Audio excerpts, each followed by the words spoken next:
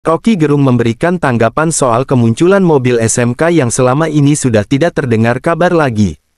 SMK dipopulerkan oleh Presiden Joko Widodo kala masih menjabat sebagai Wali Kota Solo. SMK bergabung dalam ajang pameran otomotif Indonesia International Auto Show atau IIMS 2023.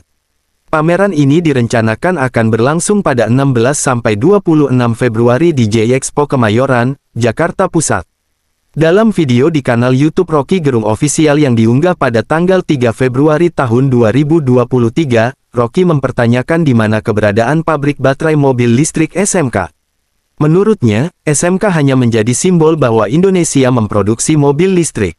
Padahal, tetap saja itu mobil Cina hanya saja diproduksi di Indonesia. Jadi itu namanya, SMK Made in China, ujar Rocky. Pemerintah seolah sangat berupaya menciptakan mobil listrik, tapi tentu saja hanya masyarakat menengah ke atas yang bisa membelinya. Daya beli rakyat masih kurang untuk mendapatkan mobil listrik sekalipun diberikan insentif pajak. Rocky mengatakan jika SMK yang diproduksi Jokowi sudah gagal total.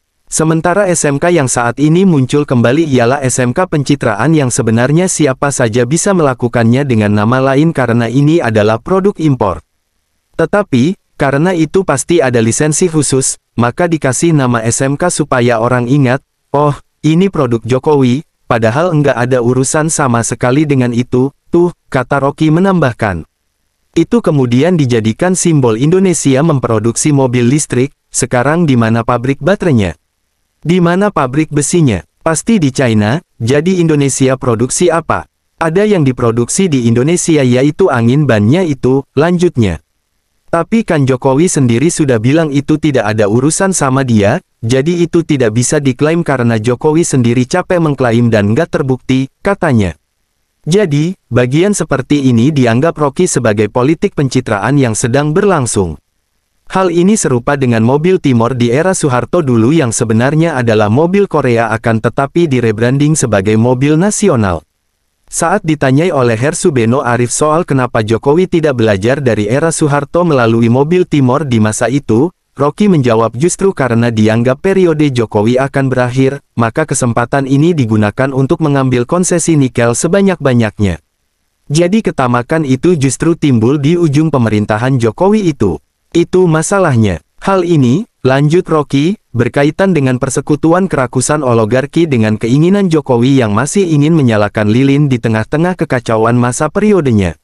Rocky berpesan pada Jokowi agar mengatakan dengan elegan bahwa ia memang tidak lagi ikut campur lagi urusan mobil SMK karena dulu pernah dikatakan jika SMK itu hanya urusan bisnis. Sebagai penutup, Rocky menambahkan jika Jokowi berasosiatif dengan kegagalan awal membuat mobil nasional.